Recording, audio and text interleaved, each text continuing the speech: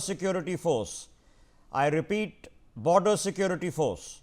And I'm quoting, from about 2100 hours, Pakistan opened fire on BSF posts in Jammu sector without any provocation. The BSF is responding in commensurate manner, causing widespread damage to posts and assets of the Pakistani Rangers along the international boundary. Our resolve to protect India's sovereignty is unshaken. You have a statement from the BSF. You've just heard from the Army ADGPI, who have confirmed that an attempt of an aerial incursion at Khasa cantonment was attempted and engaged. You have confirmation from the BSF that retaliatory fire from India's side has been happening. Let's get touch base on the ground. Javed, my colleague, is joining us. Javed, अभी आपको क्या सुनाई दे रहा है? What can you? अभी भी firing चल रही है? क्या चल रहा है?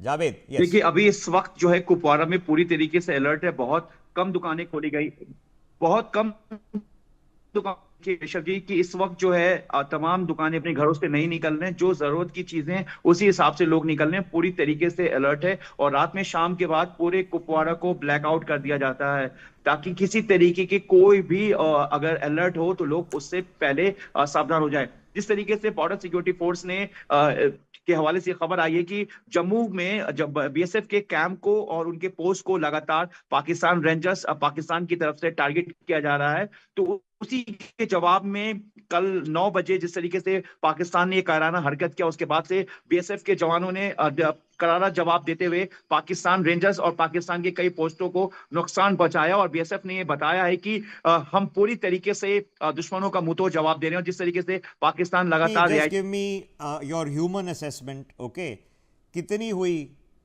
फायरिंग कल रात? कितने घंटे चली? क्या इंटेंसिटी थी? क्या ज़्यादा लग रहा था आपको, कम लग रहा था आपकी? अभी हमें तो पता नहीं, बट हम थोड़ी असेसमेंट ही कर सकते हैं कि हमने क्या देखा, क्या सुना। What did you look and what did you look and what did you hear, what did you see and hear? देखिए, रात में जो एलओसी का जो बॉर्डर इलाका है वहां पर एक फिर से पाकिस्तान की तरफ से बमबारी की गई और ये रात में बमबारी लगातार बमबारी शुरू हुई। ये जो बमबारी है कुपवारा के जो बॉर्डर इलाका एलओसी की हम बात करें तो वहां पर बमबारी जो है वो तकरीबन देर रात तक हुई। उसके बाद 2 बजे के बाद से बमबारी पूरी तरीके से रुक गई। उसके बाद किसी तरह की कोई भी बमबारी नहीं हुई। लेकिन जब पाकिस्तान की तरफ से बमबारी की जा रही थी तो उसके मुकाबले भारतीय सेना की तरफ से भी मुंहतोड़ जवाब दिया जा रहा था। पूरा इलाका ब्लैकआउट कर दिया गया था। 8 बजे शुरू हुई थी बमबारी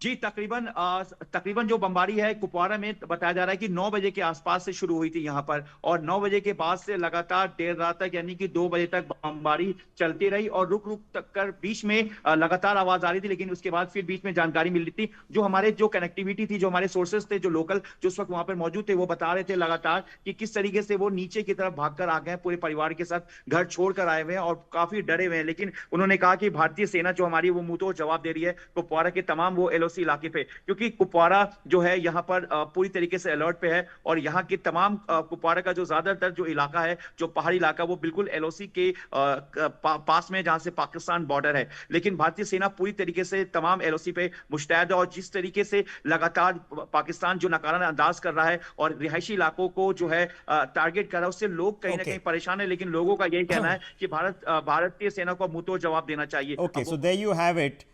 So roughly for a period of 6 hours, from around about 8 last evening to 2 in the morning, there was heavy exchange of